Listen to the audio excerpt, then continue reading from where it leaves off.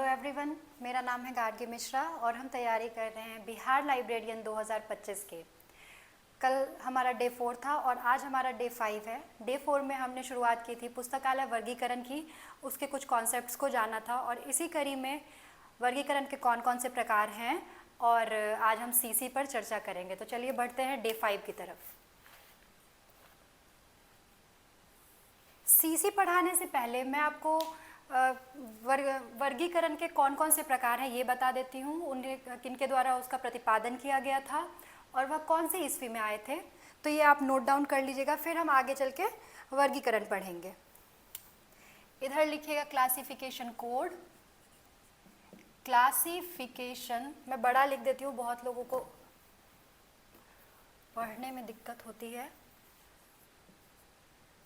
Classification code devised bye, यानी कि इनके द्वारा प्रतिपादित किया गया, प्रतिपादक।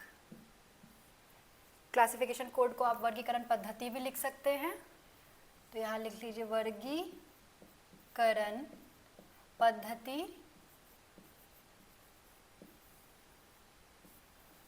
और वर्ष।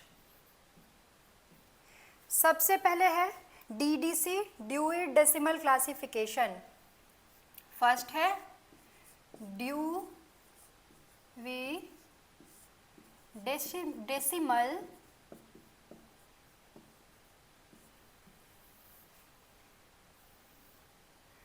क्लासिफिकेशन,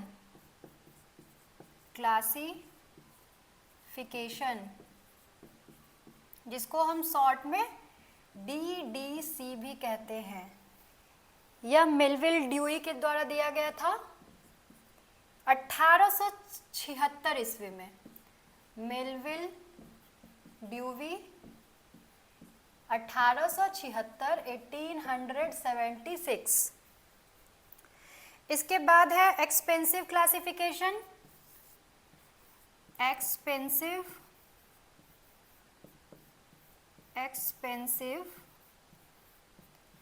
क्लासिफिकेशन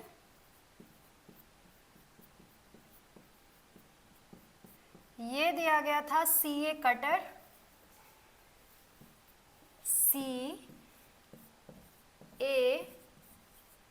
कटर, और यह आया था 1904, 1904 ईस्वी।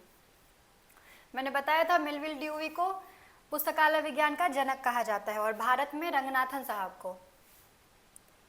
तीसरा है library of Congress classification. Library of Congress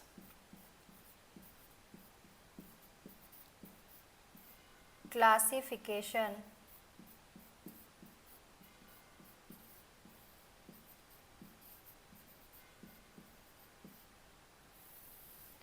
ये लाइब्रेरी ऑफ कांग्रेस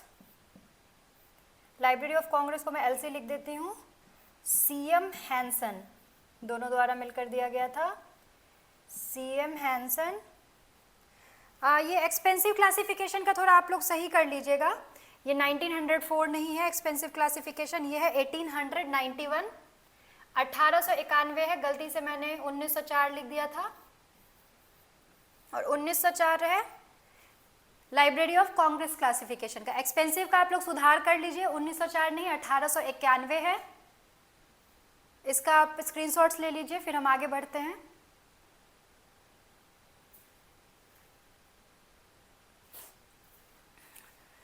चलिए आगे बढ़ते हैं। यहाँ पे हमने 3 क्लासिफिकेशंस को देखा, क्लासिफिकेशन के प्रकार को देखा है, उसके प्रतिपादक को देखा और किस वर्ष में उसका प्रतिपादन हुआ यह देखा है। इसी क्रम में आगे बढ़ते हुए पूछा जा सकता है आपसे कि यह DDC का प्रतिपादन किसने किया, तो उसमें हम लिखेंगे मेलविल ड्यूई। कौन से ईस्वी में हुआ, 1876। ये आपको मिलान करने के लिए दिया जा सकता है, एक तरफ आपको क्लासिफिकेशन पद्धति का नाम, एक तरफ वर्ष या फिर प्रतिपादक आपको मिलान करना होगा। इस तरह से क्वेश्चन बन के आ सकते हैं। उसके बाद लिखिएगा UDC, universal decimal classification, universal decimal, universal decimal, decimal classification.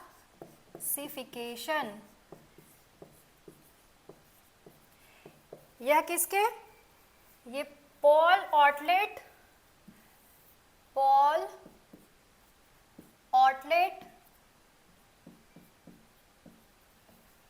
Paul ऑटलेट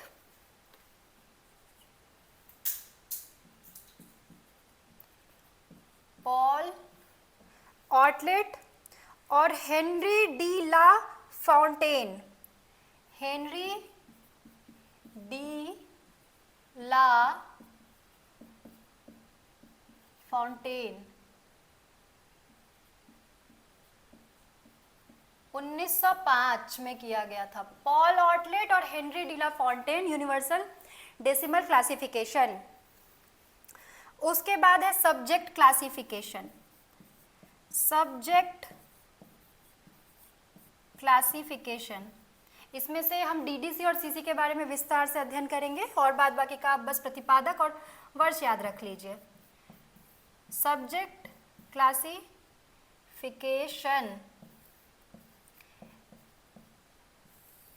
ये किनके द्वारा किया गया, जेडी ब्राउन, जेडी ब्राउन। और कौन से ईस्वी में किया गया, 1906, 1906 सब्जेक्ट क्लासिफिकेशन। इसके बाद आता है हमारा कोलन क्लासिफिकेशन। कोलन क्लासिफिकेशन को कोलन क्लासिफिकेशन इसलिए बोलते हैं क्योंकि उसमें कोलन का यूज किया जाता है, सबसे पहले वही आया था, इसलिए इसे कोलन क्लासिफिकेशन बोलते हैं।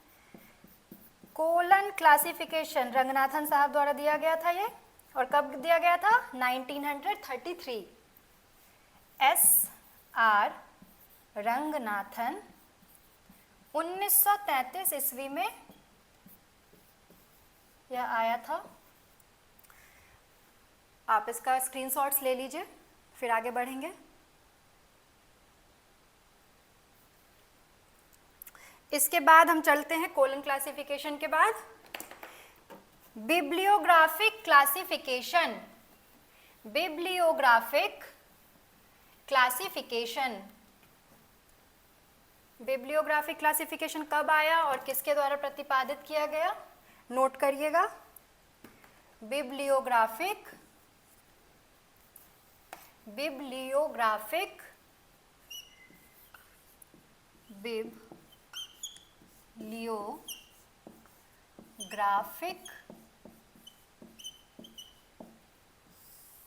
क्लासिफिकेशन यह ब्लिस के द्वारा आया था, ब्लिस, और 1935,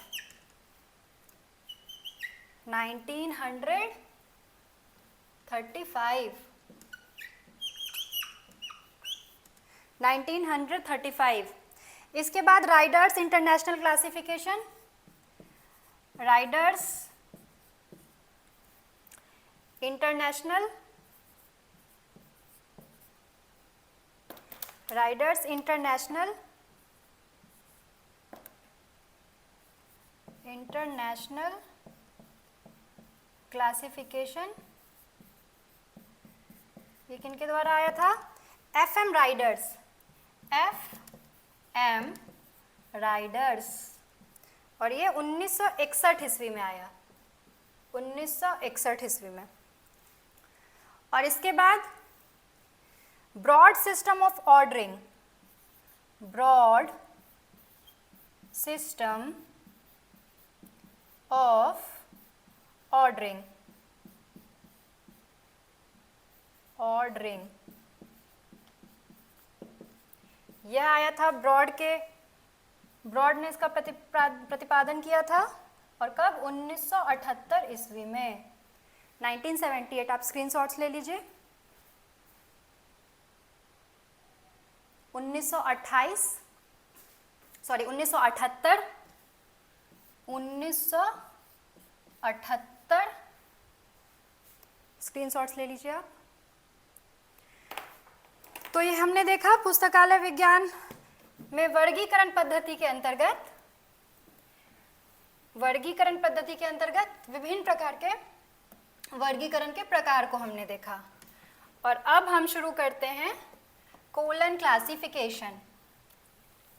इससे बहुत ज़्यादा क्वेश्चंस पूछे जाते हैं कोलन क्लासिफिकेशन से। तो चलिए शुरुआत करते हैं। कोलन क्लासिफिकेशन क्या है? वर्गीकरण का एक प्रकार है। और वर्गीकरण क्या है ये आप कल पढ़ चुके हैं। कोलन क्लासिफिकेशन, ठीक है, यह एक वर्गीकरण का प्रकार है पुस्तकों और ज्ञान जगत को विभिन्न भागों में बांटने के लिए। और किसने दिया था? Doctor S.R. रंगनाथन जी द्वारा इसका प्रतिपादन किया गया। कब किया गया? 1933 ईस्वी में। और इसमें कोलन का प्रयोग, इसे हम कोलन बोलते हैं, डबल डॉट का प्रयोग विभिन्न वर्गों उपवर्गों को अलग करने के लिए यूज किया गया था। इसीलिए इसका नाम हमने कोलन क्लासिफिकेशन रखा था, याद रखिएगा। इसीलिए इसका नाम हमने कोलन क्लासिफिकेशन रखा था। अब चलते हैं इसके मुख्य विशेषता की तरफ कि कोलन क्लासिफिकेशन की मुख्य विशेषता क्या है। कोलन क्लासिफिकेशन एक एनालिटिको सिंथेटिक प्रणाली है। यह एक एनालिटिको सिंथेटिक, चलिए मैं हिंदी में ही लिख देती हूँ। एनालिटिको सिंथेटिक का मतलब है विश्लेषणात्मक और संश्लेषणात्मक। पहले विश्लेषण किया जाता है फिर संश्लेषण किया जाता है। इसमें पहले से रेडीमेड कुछ बहुत सारे नंबर्स नहीं होते कि रेडीमेड बुक का नंबर है और उसे बस बुक पे देना है। पहले आप इसका पहले ये विश्लेषण किया जाता है, फिर उससे संश्लेषण करके वर्गांक बनाए जाते हैं। इसीलिए हम इसे विश्लेषणात्मक, ये याद रखिएगा, ये क्वेश्चन पूछा जाएगा। 4 मुख्य विशेषता दे दी जाएंगी जिसमें से 3 तो कोलन क्लासिफिकेशन की विशेषता होगी, लेकिन एक नहीं होगा, तो छांटने के लिए हमें दिया जा सकता है। विश्लेषणात्मक संश्लेषणात्मक प्रणाली है। संश्लेषणात्मक प्रणाली, इसको इंग्लिश में बोलते हैं एनालिटिको सिंथेटिक। याद रखिएगा, यह एक पंचांग सिद्धांत है। पंचांग का क्या अर्थ है? पंचांग का मैं आगे आपको अर्थ बताऊंगी। पंचांग सिद्धांत याद रखिएगा, इसे इसलिए बोला जाता है क्योंकि इसमें 5 फंडामेंटल कैटेगरीज होते हैं। 5 फंडामेंटल कैटेगरीज होते हैं, इसीलिए इसे क्या बोलते हैं हम? पंचांग सिद्धांत। और वो है PMEST। याद रखिएगा, PMEST बहुत उपयोगी है, बहुत सारे क्वेश्चन पूछे जा चुके हैं इस पे। PMEST याद रखिएगा, personality, matter, energy, space and time. मैं अभी इसी कक्षा में आगे से पढ़ाऊंगी। उसके बाद है यह फैसेट्स में विभाजित है। यह फैसेट्स में विभाजित है। अब फैसेट्स क्या होता है यह भी आगे बताऊंगी। यह फैसेट्स में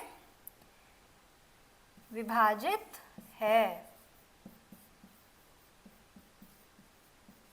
यह इसकी विशेषताएं हैं। इसका ढांचा लचीला और विस्तार करने योग्य है। लचीला मतलब कि आप अपने हिसाब से इसे बना सकते हैं, और विस्तार करने योग्य है यानी कि इसमें गैप दिया गया है कि अगर कोई, जैसे कि रंगनाथन साहब ने 1933 में इसे बनाया था, उसके बाद भी तो सब्जेक्ट का विस्तार हुआ है, लेकिन ये फिर भी इसमें फिट आ रहा है क्योंकि यह क्या है, खुद में सबको मतलब विस्तार करने योग्य है, खुद में ग्राह्य कर लेता है। तो अगला लिखिएगा यह लचीला, यह सारी इसकी विशेषताएं हैं, यह लचीला और विस्तार करने योग्य है, यानी कि एक्सपेंडेबल है और विस्तार योग्य है, एक्सपेंडेबल है। स्क्रीनशॉट्स ले लीजिए।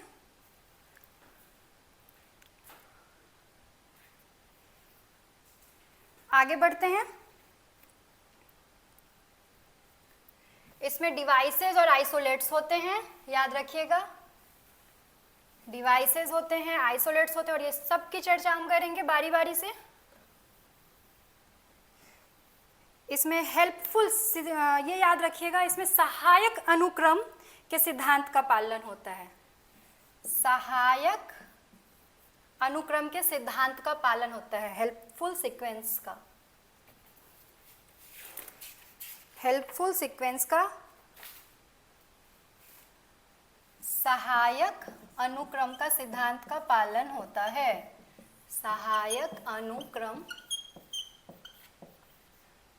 का सिद्धांत, यानी कि अनुक्रम ऐसा हो जो सहायक हो, ऐसे रैंडम हम इसमें कोई भी अनुक्रम नहीं दे सकते हैं।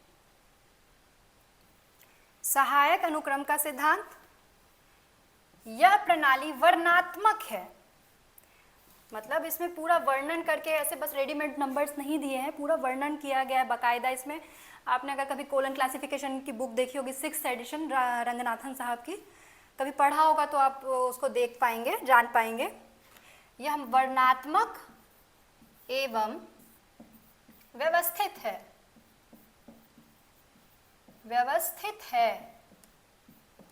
और उसके बाद यह अंकीय और सांकेतिक, यह अंकीय, जैसा कि मैंने बताया था कि इसमें न्यूमरल, अंग्रेजी न्यूमरल्स भी यूज़ होते हैं, इसमें रोमन न्यूमरल्स भी यूज़ होते हैं, इसमें ग्रीक संकेत भी यूज़ होते हैं, इसलिए यह अंकीय और सांकेतिक दोनों है। यह अंकीय एवं सांकेतिक है,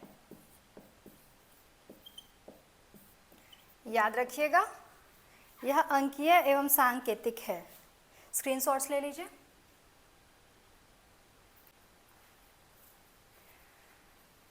आइए हम अब प्रतीक चिन्ह इसके क्या क्या हैं, क्या क्या सब्जेक्ट्स हैं, मेन क्लास क्या है कोलन क्लासिफिकेशन का, इसको एक बार देख लेते हैं।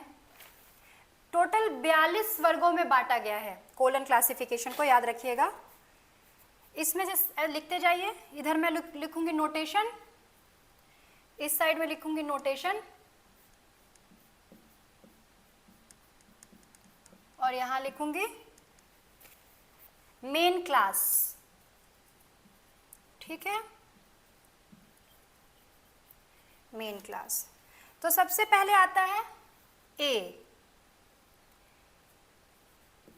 इसको हम कहते हैं जेनेरेलिया, जेनेरेलिया।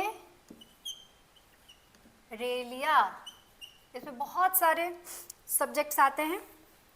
फिर आता है 1, इसको हम बोलते हैं universe of knowledge, universe of knowledge.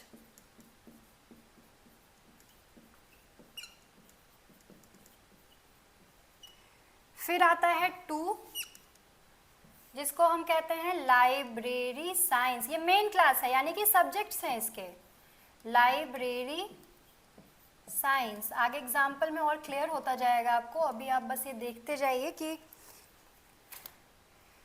Library science. फिर आता है 3, बुक साइंस, बुक साइंस। फिर 4, जर्नलिज्म, जर्नलिज्म। इस तरह से लिखना है, मैं आपको नोट करवाते जा रही हूं, लिखिएगा आप। Capital A Natura science, Natura science, capital में लिखिएगा अभी सारा, जब स्मॉल लिखने की बारी आएगी तो मैं बता दूंगी।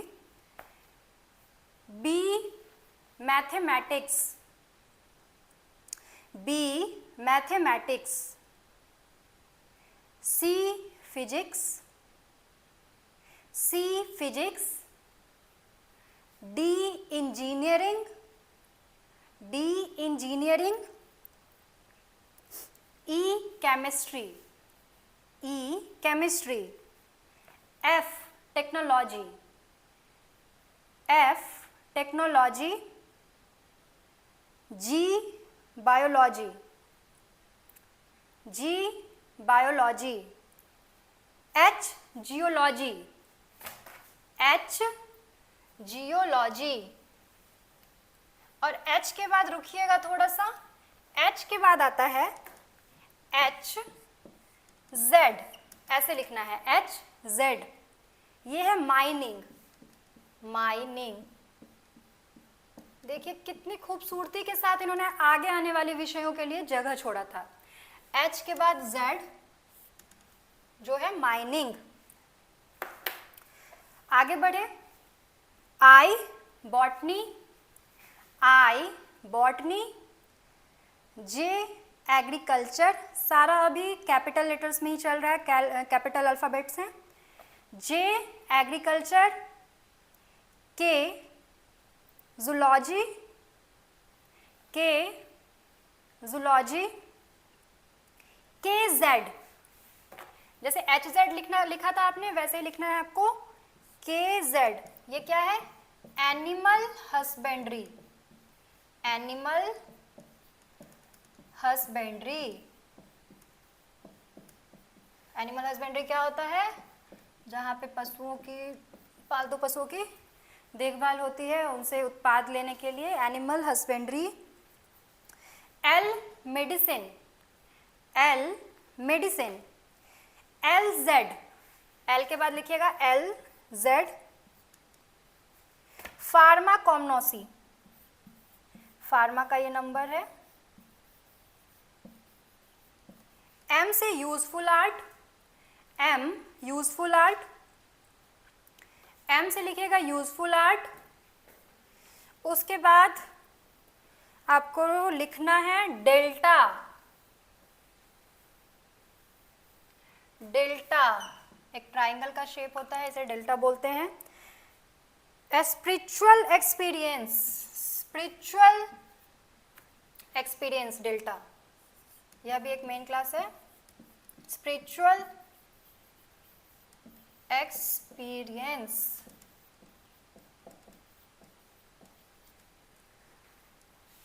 उसके बाद MZ, ऐसे लिखना है MZ, humanities and social science, MZ humanities and social science. N fine art, N fine art, O literature, O literature, P linguistic, P linguistic, linguistic की स्पेलिंग होगी LINGUISTIC, linguistic. Q religion, Q religion, R philosophy, R philosophy, S psychology, S psychology, T education, T education, U geography, U geography, V history, V history, W political science, W political science, X economics, X economics, Y sociology, Y sociology, and Z law, and Z law. तो ये हमारे 42 main वर्ग हो गए, मुख्य वर्ग जिसे हम कह सकते हैं। आगे बढ़ते हैं।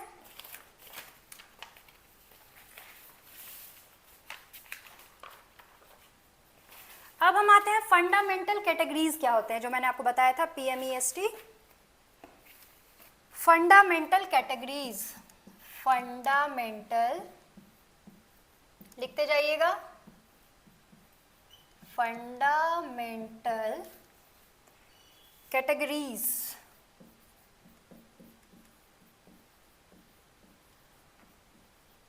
ठीक है, तो ये फंडामेंटल कैटेगरीज जो है वो है PMEST, PMEST। अब इसमें P क्या है, M क्या है, मैं आपको बताऊंगी। अभी जो मैं लिख रही हूँ वह एक तरह से समझिए कि इसके पावर के घटते क्रम में मैं लिख रही हूँ कि पहले P सबसे ज़्यादा पावरफुल, M उससे थोड़ा कम, E उससे थोड़ा कम, S उससे थोड़ा कम और T उससे थोड़ा कम। तो मान लीजिए कि अगर आपके किसी बुक टाइटल आपके पास आता है बनाने के लिए तो हम उसमें ढूंढेंगे, अगर उसमें पहले पर्सनैलिटी होगा तो हम पर्सनैलिटी को ढूंढेंगे, फिर मैटर ढूंढेंगे, फिर E ढूंढेंगे, S ढूंढेंगे और T ढूंढेंगे, और ये सारा काम हम मन में करके और फिर CC की जो किताब है रंगनाथन साहब की उससे ढूंढकर हम उसका नंबर देते हैं, जो कि आपसे क्योंकि किताब तो वहाँ पे प्रोवाइड नहीं करवाया जाएगा तो ये नहीं पूछा जाएगा, लेकिन हाँ मेन क्लास की ओ का मतलब किस मेन क्लास का साइन है, तो आप लिटरेचर इस तरह से पूछा जा सकता है आपसे। तो P इसका फुल फॉर्म लिखते जाइए। P से है पर्सनालिटी और इसका कनेक्टिंग सिंबल है कॉमा। यहाँ पे मैं लिख रही हूँ सिंबल फॉर PMEST, ये मैं हटा देती हूँ अभी, यहाँ पे ये यहाँ पे सिंबल लिखा जाएगा। ठीक है, ये फंडामेंटल कैटेगरी FC और ये यहाँ पे मैं इसका कनेक्टिंग सिंबल लिख रही हूँ। ठीक है,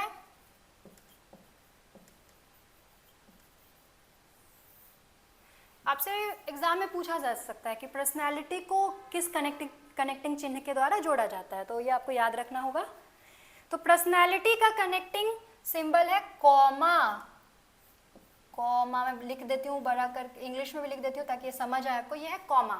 ऐसे कॉमा लिखना नहीं है, कॉमा आपको जब आप उसका क्लासिफिकेशन करेंगे, बस आपके जानने के लिए मैं रख रही हूँ, आपको यूज ये कॉमा यही करना है। ठीक है, P इसको हम लिखते हैं P।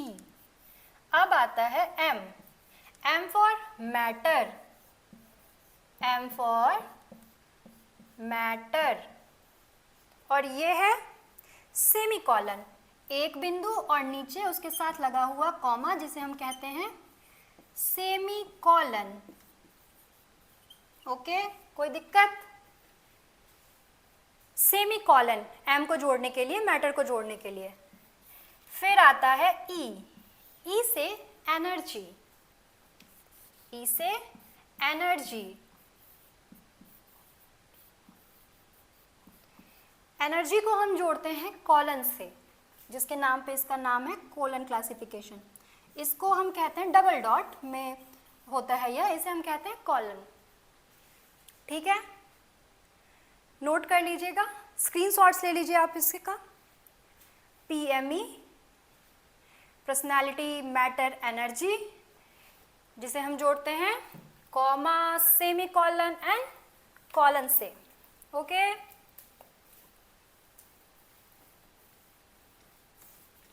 अब आता है S, PMEST में अब आता है S।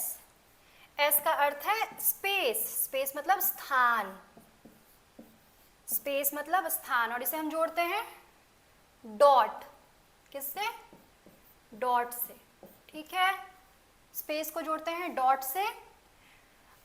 और आता है उसके बाद T, काल मतलब कि टाइम, और टाइम को हम जोड़ते हैं single inverted comma, single inverted comma से, सिंगल इन्वर्टेड कॉमा, याद रखिएगा, ऐसे लिख लीजिए इसको, comma P semicolon M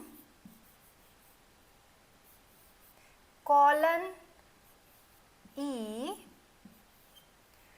dot S and in single inverted comma T। Okay, ये हो गया हमारा PMEST, personality, matter, energy, space and time. Note कर लीजिएगा, स्क्रीनशॉट्स ले लीजिए। ये है हमारा PMEST का कॉन्सेप्ट। चलिए मैं आपको अब एक एग्जाम्पल देके समझाती हूँ, ऐसे आपको समझ नहीं आ रहा होगा इसमें कि क्या है P, क्या है M, तो इसे मैं थोड़ा और तोड़ती हूँ आपके लिए ताकि आपको आसानी से समझ आ जाए कि PMEST क्या है। ओके, फंडामेंटल कैटेगरीज PMEST कैसे यूज़ करते हैं, क्या है ये तो आपको समझ आ गया, लेकिन कैसे यूज़ कैसे होगा, एप्लीकेबल कैसे होगा। किसी चीज़ को पढ़ने का तब तक फ़ायदा नहीं है जब तक आप उसे अप्लाई नहीं कर पाते हैं, तो इसलिए अप्लाई करना हर जगह सीखिए। देखिए मान लीजिए कि किसे मैंने लिखा यहाँ पे 2, 3, 4। ओके, 2 मेन क्लास आपने देखा था, लाइब्रेरी साइंस का था, ये वही 2 है। लाइब्रेरी साइंस का जो हमने वर्गांक देखा था क्लास नंबर 2, ये वही 2 है। और इसका ये जो 2, 3, 4 है, इसका टाइटल होगा कोलन क्लासिफिकेशन के अनुसार विश्वविद्यालय ग्रंथालय। ओके, कोई डाउट नहीं होना चाहिए आपको, विश्वविद्यालय ग्रंथालय। ओके, ठीक है। अब ये विश्वविद्यालय ग्रंथालय क्या है? ये विश्वविद्यालय ग्रंथालय है P, पर्सनैलिटी, जो सबसे मतलब कि जो सबसे मेन होता है ना किसी टाइटल में, वो पर्सनैलिटी बनता है, तो ये है हमारा P। उसके बाद है 2 सेमीकोलन 46, इसका अर्थ है ग्रंथालय में पत्रिकाएं। ग्रंथालय, यहाँ पे 2 जो है वो लाइब्रेरी साइंस है, ग्रंथालय, ग्रंथालय में पत्रिकाएं। ओके,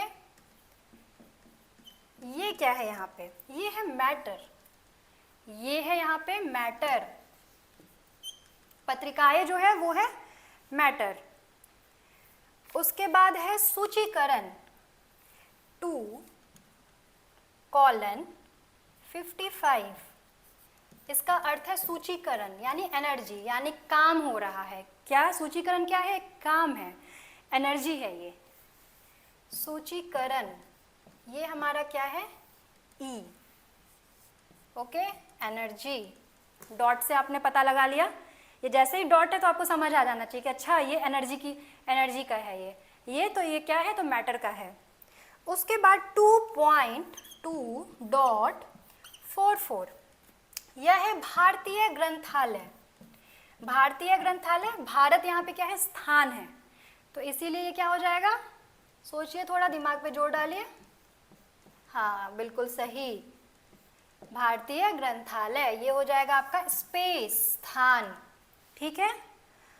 और 20वीं शताब्दी के ग्रंथालय, 20वीं शताब्दी के ग्रंथालय, इसमें क्या है? ये टाइम है। 20वीं शताब्दी क्या है? समय है, तो 2 inverted comma n, n use होता है 20वीं शताब्दी के लिए, तो 20वीं शताब्दी के ग्रंथालय। ठीक है, तो PMEST क्लियर हो गया आपका। अब सबको हम जोड़ के लिख के देखेंगे। ये तो मैंने आपको तोड़ के बताया है कि ये ऐसे, ऊपर का मैं क्लीन कर देती हूँ, फिर आप एक ही साथ स्क्रीनशॉट्स ले लीजिएगा। कोलन क्लासिफिकेशन को हटा देती हूँ और मैं आपको बताती हूँ। अब ये संपूर्ण पक्ष में मैं आपको बना के दिखाती हूँ। ये तो मैंने आपको तोड़ के बताया है फंडामेंटल कैटेगरीज को। तो यहाँ पे एक पुस्तक का नाम है, मान लीजिए 20वीं शताब्दी में, 20वीं शताब्दी में भारतीय ग्रंथालयों में, भारतीय ग्रंथालयों में पत्रिकाओं का सूचीकरण। मान लीजिए किसी किताब का यह एक टाइटल है, पत्रिकाओं का सूचीकरण। इस टाइटल से हमें कोई पुस्तक हमारे लाइब्रेरी में मान लीजिए आ गई और हमारे पुस्तकालय में मान लीजिए सीसी वर्गीकरण पद्धति के अंतर्गत हम लोग काम कर रहे हैं, तो इसका हम यही PMEST के अनुसार तोड़ के इस तरह से इसका करेंगे, और इसका जो संपूर्ण का संपूर्ण नंबर आएगा वो होगा 234। देखिए ये पर्सनैलिटी से शुरू हो रहा है, इसीलिए हम यहाँ पे कॉमा का यूज़ नहीं करेंगे, क्योंकि ये कॉमा से हम इसकी शुरुआत नहीं करते हैं, तो इसीलिए ये देख के ही पहला है तो देख के ही लग जा रहा है कि ये पर्सनैलिटी है। उसके बाद आप उसके जो कनेक्टिंग सिंबल्स होते हैं उसे आप समझ जाइएगा कि क्या है ये। तो पहले आता है हमारा मैटर, तो 46, फिर आएगा एनर्जी 55, उसके बाद आएगा स्पेस .44 एंड उसके बाद time inverted comma n।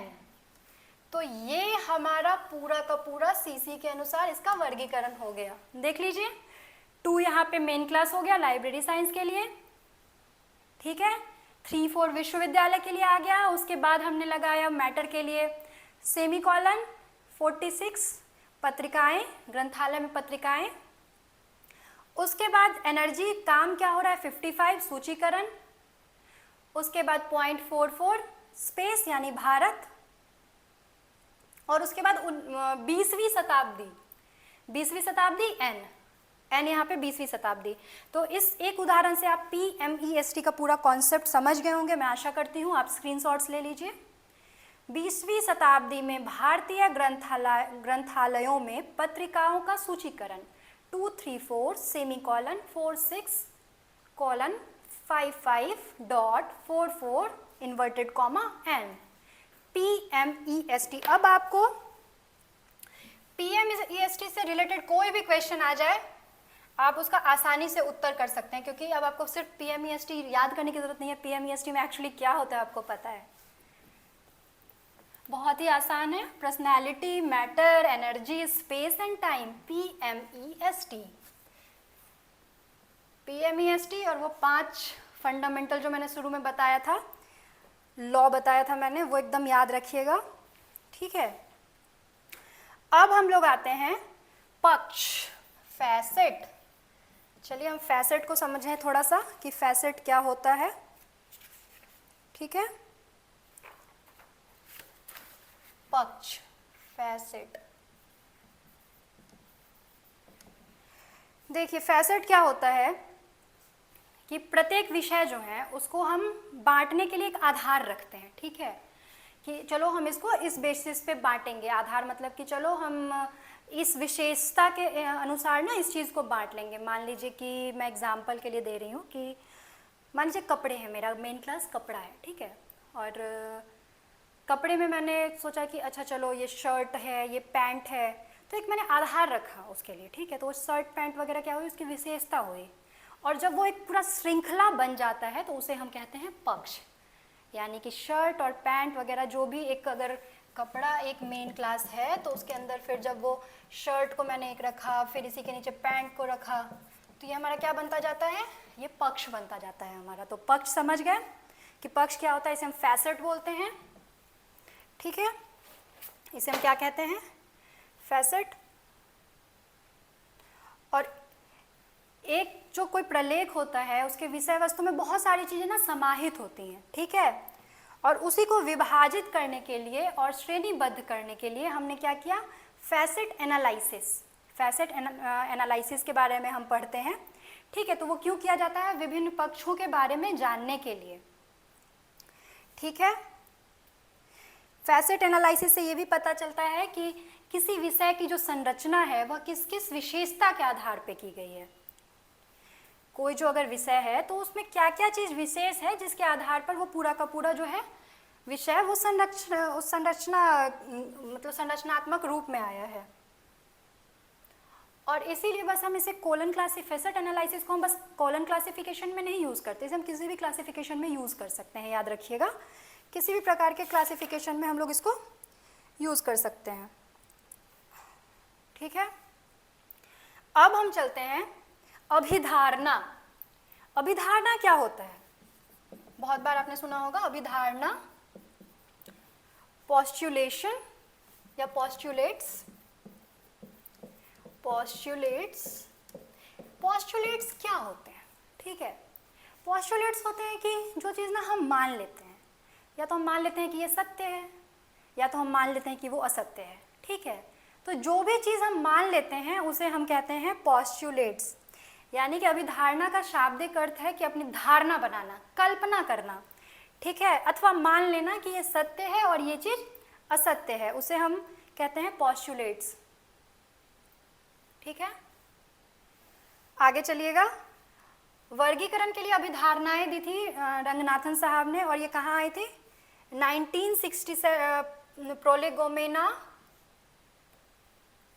Prolegomena जो उनकी पुस्तक थी, उसके तीसरे संस्करण में, थर्ड संस्करण में, एडिशन में, ये वर्गीकरण की अभिधारणाओं का वर्णन है। वर्गीकरण की अभिधारणा। ठीक है,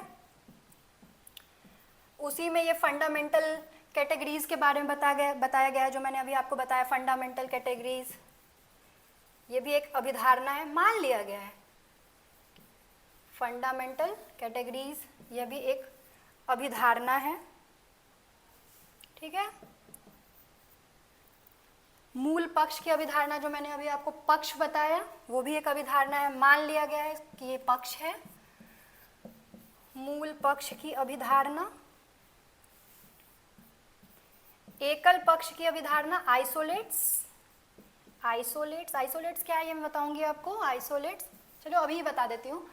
42 मेन वर्ग में बांटा रंगनाथन साहब ने, जो मैंने आपको लिखवाया है। ठीक है, लेकिन उस 42 मेन वर्ग में क्या संभव है कि सारी की सारी चीज़ें आ जाए? पूरी दुनिया का जितना भी ज्ञान है, जगत है, विषय जगत है, क्या उसमें समाहित हो सकता है? नहीं हो सकता है। तो रंगनाथन साहब ने ना फ्लेक्सिबल बनाया, हमने पढ़ा है कि लचीला है, तो ये फ्लेक्सिबिलिटी दी है कि हम उसमें जोड़ सकते हैं चीज़ों को। ठीक है, वही है आइसोलेट्स, जो कुछ आइसोलेट्स उसमें दिए भी हुए हैं, कुछ हम अपने हिसाब से जोड़ सकते हैं उसमें, वो कहलाते हैं आइसोलेट्स। तो एकल पक्ष की अभिधारणा, ये भी एक प्रकार का अभिधारणा है। अभिधारणा मतलब कोई कि हमने चलो इसको मान लिया है, यह है अभिधारणा। एकल पक्ष की अभिधारणा। ओके, और भी बहुत सारे हैं।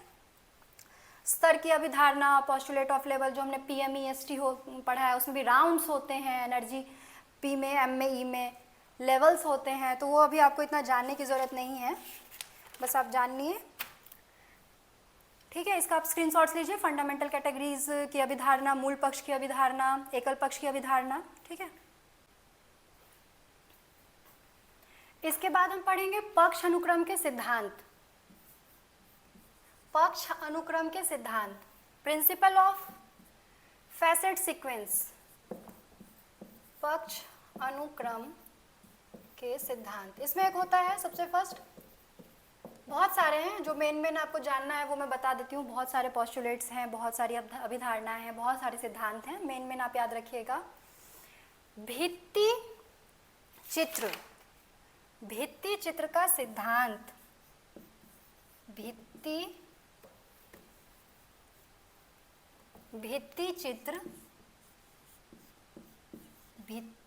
चित्र का सिद्धांत। देखिए, हम सीक्वेंस की बात कर रहे हैं। सीक्वेंस मतलब क्या होता है? इसके बाद ये, इसके बाद ये, इसके बाद ये, इसके बाद ये, इसको हम सीक्वेंस बोलते हैं। सिंपल सी चीज़ में कि 1 1 के बाद 2 2 के बाद 3 3 के बाद 4, ये हमारा सीक्वेंस है। ठीक है, जैसे कि नोबेल गैस में, ये केमिस्ट्री में मान लीजिए H के बाद ही के बाद ली, यानी ली के बाद बी के बाद सी के बाद NOF, ऐसे ही चलता है कि H ही ली, बी सी NOF नी, वो क्या है? एक तरह से एक सीक्वेंस है एटॉमिक नंबर के अनुसार। तो भित्ति चित्र का सिद्धांत, इसको हम कहते हैं वॉल पिक्चर थ्योरी, यानी कि सपोर्ट। जैसे आपने क्या समझा? सपोर्ट। चित्र को किसका सपोर्ट चाहिए? भित्ति का। तो मेन चीज क्या है? भित्ति। तो भित्ति और भित्ति को चाहिए चित्र का सपोर्ट। इस सिद्धांत के अनुसार यदि एक विषय दो पक्ष, ठीक है, यदि एक कोई सिद्धांत में दो पक्ष ऐसे हैं कि एक के बिना दूसरे को, यानी कि अगर भित्ति ही नहीं होगा तो भित्ति चित्र कैसे आएगा? वॉल अगर हमारे पास है ही नहीं तो उस पिक्चर को हम कहाँ टांगेंगे? मतलब कि पहले भित्ति आएगा फिर चित्र आएगा। तो यही है भित्ति चित्र का सिद्धांत। आप इसे समझ सकते हैं कि मान लीजिए हमें जूलॉजी जानना है, तो जूलॉजी के लिए सबसे पहले ज़रूरी है कि बायोलॉजी हो। अगर बायोलॉजी होगा ही नहीं, जीव विज्ञान होगा ही नहीं, बायोलॉजी होगा ही नहीं, तो उसमें से जूलॉजी को और बॉटनी को हम अलग नहीं कर सकते हैं। तो उस टाइम पे भित्ति, मैं एग्जाम्पल के लिए आपको बता रही हूँ, तो उस टाइम पे भित्ति जो है वो बायोलॉजी हो जाएगा और जो चित्र है वो जूलॉजी हो जाएगा। यानी कि कभी भी हम पहले बायोलॉजी को रखेंगे फिर जूलॉजी को रखेंगे। तो यही है भित्ति चित्र का सिद्धांत, ठीक है। उसी में आता है सम होल ऑर्गन प्रिंसिपल। इसी के अंतर्गत, भित्ति चित्र के अंतर्गत आता है होल ऑर्गन प्रिंसिपल, संपूर्ण अवयव का सिद्धांत। संपूर्ण और उसके बाद अवयव का सिद्धांत, संपूर्ण अवयव का सिद्धांत। अब संपूर्ण अवयव क्या है? यानी कोई चीज संपूर्ण है, उसके बाद उसका जो एक ऑर्गन है वो उसका अवयव कहलाएगा, ठीक है। अब मान लीजिए कि disease in the stem of rice plant, ठीक है, कोई बुक का नाम है disease in the stem of rice plant, okay. अब देखिए इस टाइटल में राइस प्लांट और स्टेम दोनों ही पर्सनैलिटी हैं, ठीक है, पी हैं दोनों के दोनों, राइस प्लांट और स्टेम दोनों ही पी हैं। लेकिन अब हम कैसे डिसाइड करेंगे कि कौन सा राइस प्लांट पहले आएगा या स्टेम पहले आएगा? तो इसमें हम होल ऑर्गन का सिद्धांत, यानी कि होल मतलब पूरा राइस प्लांट और ऑर्गन स्टेम उसका पार्ट। ऑब्वियस सी बात है, जब राइस प्लांट होगा तभी तो उसका स्टेम होगा। अगर राइस प्लांट होगा ही नहीं, मतलब चावल का अगर पौधा ही नहीं होगा, तो उसका तना कहाँ से आएगा, यानी स्टेम कहाँ से आएगा? तो इसमें हम जब भी रखेंगे, दोनों पर्सनैलिटी का मैटर है, तो पहले राइस प्लांट को रखेंगे यानी कि संपूर्ण को, और तब उसके अवयव स्टेम को रखेंगे। तो ये क्लियर हुआ है आपका संपूर्ण अवयव का सिद्धांत, ठीक है। गाय बछड़ा सिद्धांत, गाय बछड़ा सिद्धांत। गाय बछड़ा सिद्धांत में कि एक को दूसरे से अलग नहीं किया जा सकता है, इसे कहते हैं गाय बछड़ा का सिद्धांत। गाय माँ है, बछड़ा उसका दूध पी रहा है, अगर आप बछड़े को गाय से अलग कर दोगे तो वो जीवित ही नहीं रह पाएगा। तो गाय बछड़ा का सिद्धांत, ठीक है। और ये कब मतलब ये जैसे कि अगर एनर्जी का कोई मैटर है तो इसमें 2-3 एनर्जी आएंगे ई, तभी यह लागू होगा गाय बछड़ा का सिद्धांत, तभी हम दिखा पाएंगे अच्छा इसके बिना ये नहीं संभव है, ठीक है। अब हम पढ़ेंगे फेज रिलेशन, फेज रिलेशन, दशा संबंध, दशा संबंध। दशा संबंध क्या है? जब दो मेन विषय में या फिर उसके दो फैसेट के बीच में, मतलब उसके दो सीक्वेंस के बीच में, या एक एरे पंक्ति के बीच में, दो या दो से ज़्यादा पंक्ति के बीच में, यानी मेन क्लास, ठीक है। जब मेन क्लास या फिर दो पंक्ति आदि के बीच में रिलेशन हो, दो या दो से अधिक होगा, जब भी संबंध है तो वो दो या दो से अधिक होगा। अगर दो या दो से अधिक मेन क्लास हैं, बेसिक क्लास हैं, या फिर दो या दो से ज़्यादा पंक्ति है, उनके बीच में आपस में संबंध है, तो वह क्या कहला है, उसका जो हम पढ़ाई करेंगे वो दशा संबंध के अंतर्गत पढ़ेंगे, ठीक है। अब दशा संबंध में आप देखिए, एक होता है सिंगल मेन क्लास, हम उसको बोलते हैं वन फेज मेन क्लास, जिसमें सिर्फ एक, जैसे मैथमेटिक्स है तो बस मैथमेटिक्स है, तो वो सिंगल मेन क्लास है, ठीक है। उसके बाद आता है complex main class. Complex main class क्या है? कॉम्प्लेक्स मेन क्लास नहीं, sorry, complex class, complex class. इसको हम टू फेज्ड भी बोलते हैं। वन फेज तो जिसमें सिंगल हो, टू फेज्ड। अब टू फेज में क्या है? अगर दो बेसिक क्लास, दो या दो से अधिक, दो बेसिक क्लास,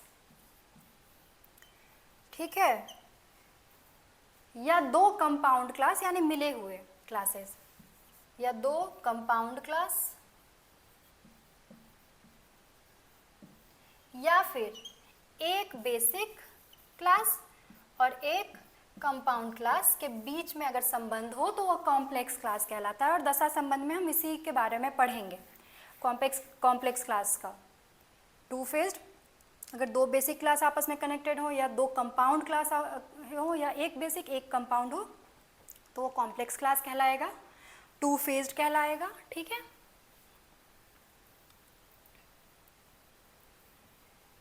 आगे बढ़ते हैं। इसमें ही आगे होता है इंटर सब्जेक्ट फेज रिलेशन, अंतर विषयी दिशा संबंध। इंटर सब्जेक्ट हिंदी में बहुत मुश्किल होगा याद रखना है, इसीलिए मैं आपको इंग्लिश में लिख दे रही हूँ। Inter subject phase relation, subject से आपको पता चल रहा होगा जैसे दो सब्जेक्ट के बीच में relation, inter subject phase relation. Inter और इंट्रा में तो फर्क पता है ना आपको कि इंटर, मान लीजिए कि दो कॉलेज हैं, मान लीजिए सीएम कॉलेज और सीएम साइंस कॉलेज है, तो वो दो कॉलेज के बीच में अगर कोई कंपटीशन करवा रहे हैं तो वो इंटर कॉलेज कंपटीशन कहलाएगा। और इंट्रा कॉलेज कंपटीशन कि सीएम कॉलेज के अंदर ही हम उसी के स्टूडेंट्स में, तो वो इंट्रा कॉलेज कंपटीशन कहलाएगा। तो इंटर और इंट्रा में यही फ़र्क होता है। इंटर सब्जेक्ट फेज रिलेशन मतलब कि दो अलग अलग सब्जेक्ट हैं, सब्जेक्ट वहाँ पे फेज रिलेशन। इसका एग्जाम्पल है इतिहास व राजनीति विज्ञान। राजनीति विज्ञान का इतिहास से संबंध और इतिहास का राजनीति विज्ञान से संबंध। ठीक है, ये इंटर सब्जेक्ट फेज रिलेशन के अंतर्गत हम इसको जानेंगे। ठीक, कोई दिक्कत? इंटर सब्जेक्ट फेज रिलेशन हो गया। उसके बाद आएगा intra array phase relation. Intra array अंतरपक्षीय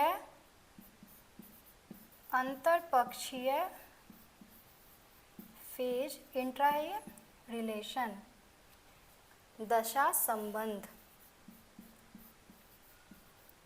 ये क्या कब यूज होता है? जब एक पंक्ति के दो एकल, यानी एक ही एरे के एक पंक्ति के दो आइसोलेट्स के बीच में, दो एकल के बीच में जब संबंध, आइसोलेट्स के बीच में, तो यह अंतरपक्षीय दशा संबंध कहलाएगा। जैसे कि example physiology and metabolism. Physiology, ठीक है, एंड मेटाबॉलिज्म, ये क्या है? एक ही पंक्ति के दो एकल हैं। मेटाबॉलिज्म आइसोलेट्स हैं एक ही एरे के। अंतरपक्षीय दशा संबंध, स्क्रीनशॉट्स ले लीजिए। इंटर सब्जेक्ट फेज रिलेशन, अंतरपक्षीय दशा संबंध, इसका भी लिख लीजिए अंतर विषयी दशा संबंध। अंतर विषयी, जो फर्स्ट वाला था उसका अंतर विषयी दशा संबंध। ठीक है, इसके बाद आएंगे अंतर पंक्ति दशा संबंध, यानी कि एक ही पंक्ति के अंतर्गत दो एकल, वहाँ पक्ष के बीच में था और यहाँ पंक्ति के बीच में है, अंतर पंक्ति। वहाँ पे अगर मैंने गलती से पंक्ति बोल दिया हो तो आप उसे पक्ष समझिएगा, फैसेट। ठीक है, अंतर पंक्ति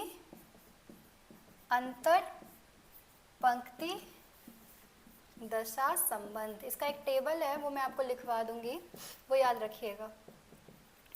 जैसे कि इन्वायरमेंट एंड सीजन, ये एक ही पंक्ति के अंतर्गत आएंगे और इनके बीच जो संबंध होगा वो क्या होगा? अंतर पंक्ति दशा संबंध। स्क्रीनशॉट्स ले लीजिए। चलिए, एक टेबल बना रही हूँ, फटाफट से उसको लिख के और उसको याद कर लीजिएगा, क्योंकि उससे डायरेक्ट क्वेश्चंस आते हैं। यही फेज रिलेशन के ऊपर मैंने टेबल फॉर्म किया ताकि आपको याद रखने में आसानी हो। एक तरफ लिखिएगा संबंध की प्रकृति। ठीक है, थोड़ा छोटा लिखूंगी, सुनिएगा, क्योंकि एक ही इसमें मुझे ये पूरा लाना है बोर्ड पे। संबंध की प्रकृति, ठीक है। फिर एक तरफ लिखिएगा अंतर विषयी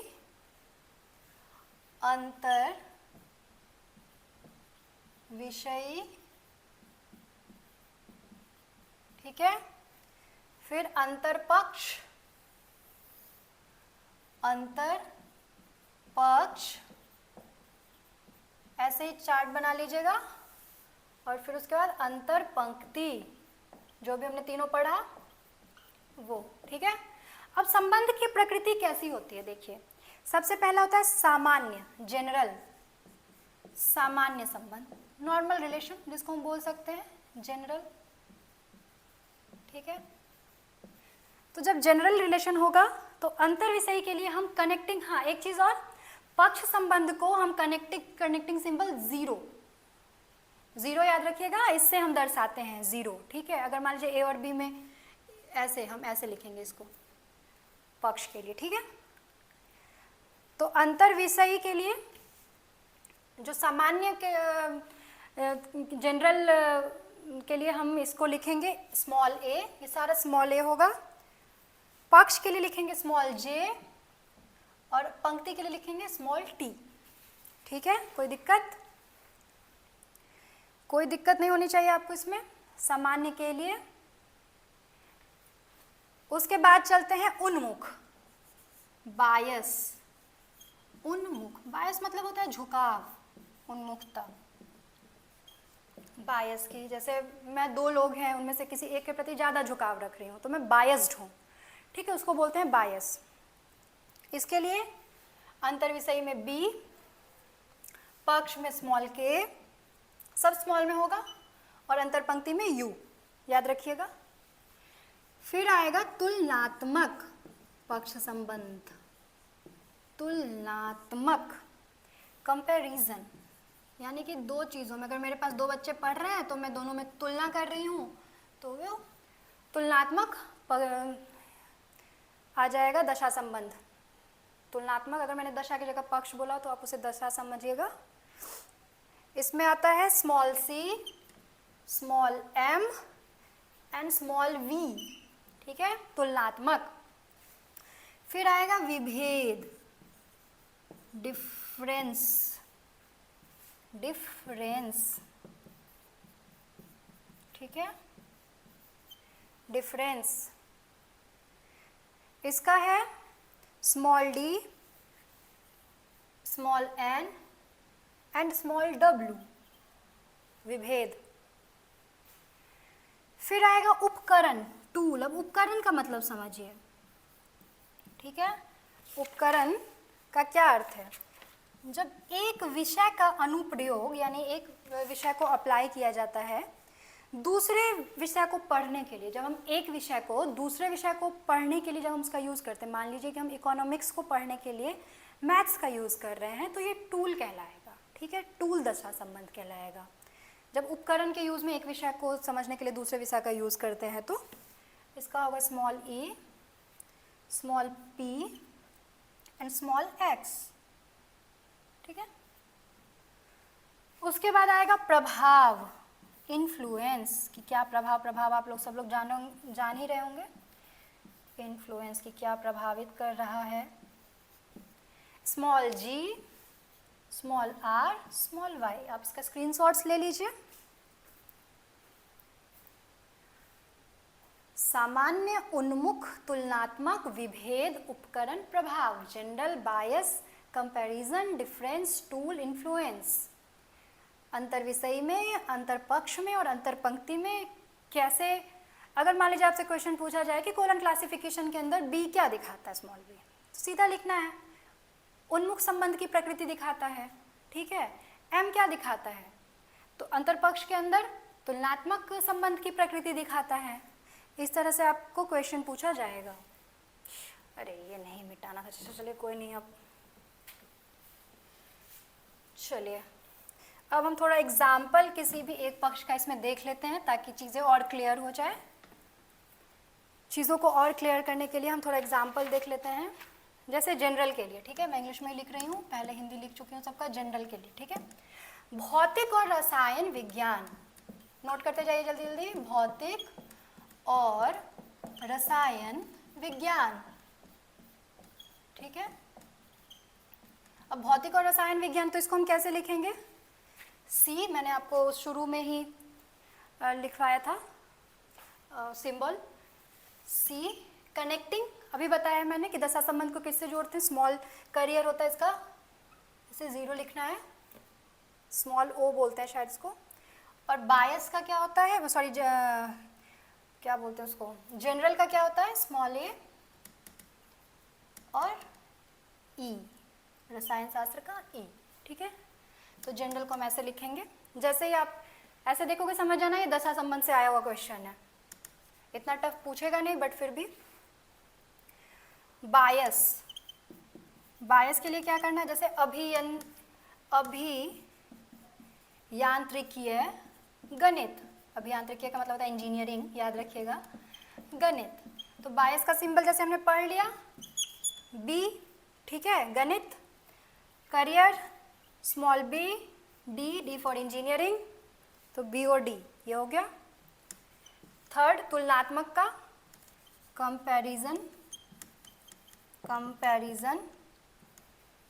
जैसे भौतिकी व रसायन का तुलनात्मक अध्ययन, मान लीजिए कोई सब्जेक्ट है, भौतिकी व रसायन का तुलनात्मक अध्ययन, तुलनात्मक अध्ययन, तो हम इसको कैसे लिखेंगे,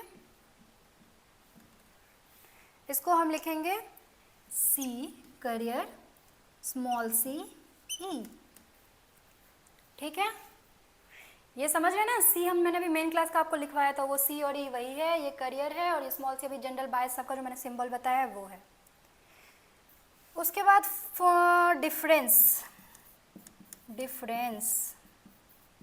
डिफरेंस के लिए मान लिया साहित्य और कला में भिन्नताएं, ऐसे कोई टाइटल है, मान लीजिए आख्या है, साहित्य व कला की भिन्नताएं, तो इसको कैसे लिखेंगे, साहित्य का था ओ लिटरेचर का, करियर साइन, डी डिफरेंस के लिए, एंड एन कला, ठीक है। फिफ्थ है हमारा टूल,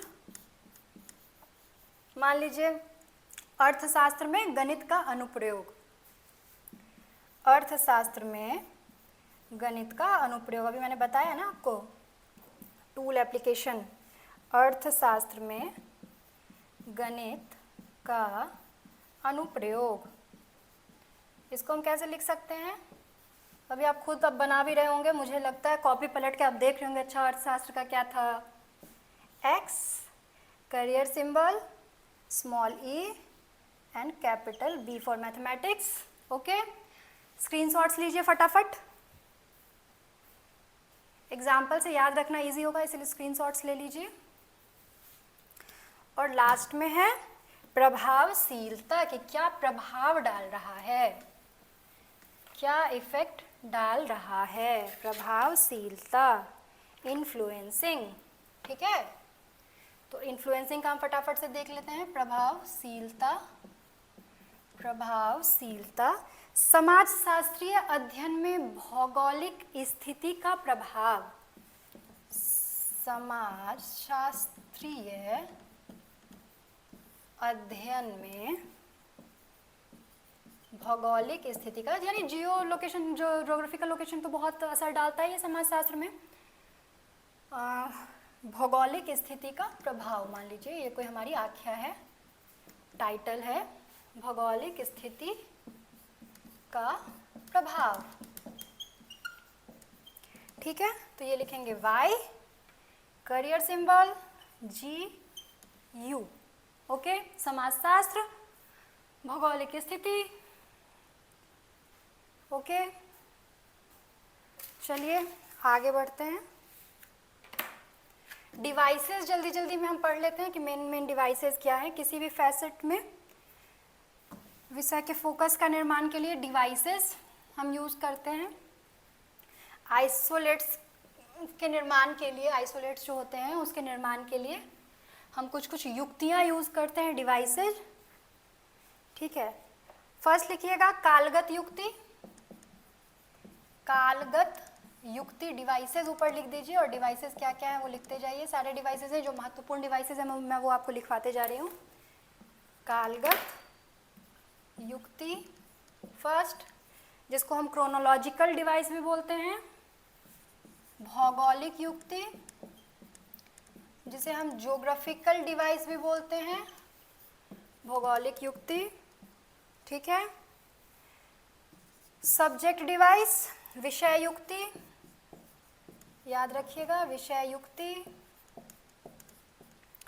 निमोनिक, स्मृति संकेत युक्ति, स्मृति संकेत युक्ति मतलब याद रखने की चीज को बोलते हैं निमोनिक्स, स्मृति संकेत युक्ति। मुझे लगता है इंग्लिश में याद रखना ज़्यादा आसान है, आप इंग्लिश लिखते जाइएगा। स्मृति संकेत युक्ति। वर्णमाला युक्ति, वर्णमाला युक्ति और अध्यारोपण युक्ति, सुपर इम्पोजिशन, सुपर इम्पोजिशन युक्ति यानी कि सुपर इम्पोज करना, अध्यारोपण युक्ति।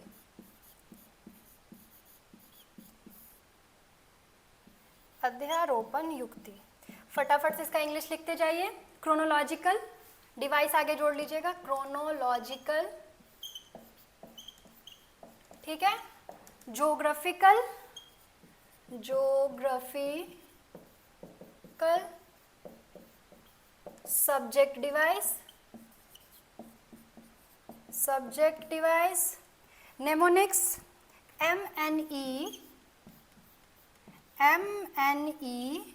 MONIC। Alphabetical, alphabetical, okay. And super imposition, super imposition device, imposition device, ठीक है। फटाफट से इसका स्क्रीनशॉट्स ले लीजिए। ये सारे डिवाइसेस हैं कोलन क्लासिफिकेशन के। चलिए तो हम सबसे पहले देख लेते हैं फटाफट से जो मेन है वो हम एक बार कर लें। कालगत युक्ति, ठीक है। कालगत युक्ति, इसमें क्या होता है कि घटना का खोज, मतलब कालगत सीधा समझिए ना कि जिसमें समय से जो संबंधित है वो कालगत युक्ति है, जो स्थान से संबंधित है वो हमारा भौगोलिक युक्ति है, जैसे राज्य, जिला, देश, गांव, ये हमारा भौगोलिक युक्ति है। और उसके बाद सब्जेक्ट डिवाइस, सब्जेक्ट डिवाइस हमेशा याद रखिएगा ना कि उसको हम ब्रैकेट में डालते हैं, ठीक है। सब्जेक्ट डिवाइस जो है, सब्जेक्ट डिवाइस, उसके लिए जहाँ आपको सीधा ये ऐसे दिखे ना ब्रैकेट में कोई चीज़, जो समझ आना, subject device, SDN, subject device, ठीक है। जैसे कि मान लीजिए दर्शन प्लस रहस्यवाद, रहस्यवाद है, ठीक है। इसको हम ऐसे लिखे रहे हैं, मान दर्शन प्लस रहस्यवाद, ठीक है। ये मैं इसका मेन वो नहीं दे रही हूँ, AB करके हम मान लेते हैं, AR। तो यहाँ पे क्या है, कोस्ट में है, तो ये सब्जेक्ट डिवाइस, आप इसको समझ जाइएगा। उसके बाद आते हैं ना स्मृति संकेत युक्ति, ठीक है। ऐसी चीज़ ना आपको जो तुरंत याद रहे, मतलब हमेशा कुछ चीज़ ऐसी होती है ना, जैसे आप 2 का टेबल आपको याद है, बचपन में आपने पढ़ा है, A से Z आपको याद है, वो नेमोनिक्स है, स्मृति है, ठीक है। तो ऐसा रखना है ना कि तुरंत हमें ना क्लिक कर जाए। तो उसमें जैसे एकता, ईश्वर, रेखा आदि के लिए, सबके लिए कुछ कुछ नंबर दिया गया, तो मैं जैसे कुछ कुछ लिख देती हूँ ताकि आपको क्लियर हो जाए। जैसे एकता, ईश्वर, रेखा, ठोस अवस्था आदि के लिए क्या नंबर दिया गया है, 1 नंबर, नेमोनिक्स है ये, ठीक है। द्विआयाम रचना, शारीरिक रचना, उसके लिए दिया गया है 2, ठीक है। तो ऐसे एग्जाम्पल्स हैं। अल्फाबेटिकल ऑर्डर, जैसे कि अगर कोई ब्रांड का नाम हो तो उसका, जैसे कि मान लीजिए टाटा है तो उसका पहला लेटर T, वो हमने क्या किया, जोड़ लिया डिवाइस के रूप में। तो क्या होगा ना कि जैसे T आएगा ना तो हमारे दिमाग में क्लिक करेगा, लाइब्रेरियन के दिमाग में, अच्छा टी से टाटा। तो अल्फाबेटिकल डिवाइस का ऐसे हम लोग यूज़ करते हैं। और एक होता है super imposition device. Super imposition में क्या होता है कि 2 आइसोलेट है ना, उसके मेल से बनता है वो। 2 आइसोलेट से कोई 2 आइसोलेट को हमने मिला दिया, 1 आइसोलेट प्लस 1 आइसोलेट, लेकिन अनुसूची दोनों का शेड्यूल दोनों का सेम होना चाहिए, एक ही अनुसूची से दोनों का दोनों आना चाहिए। जैसे जीवाणु विज्ञान और विषाणु विज्ञान मान लीजिए, ठीक है। देखिए शेड्यूल सेम ही है, जीवाणु और विषाणु का शेड्यूल तो सेम ही होता है, जीवाणु विज्ञान और प्लस विषाणु विज्ञान, ठीक है। और सुपर इम्पोजिशन को हम लोग किससे जोड़ते हैं? डॉट से, याद रखिएगा डॉट का यूज होता है सुपर इम्पोजिशन के लिए भी, डॉट का ही यूज होता है। तो G91 डॉट G93।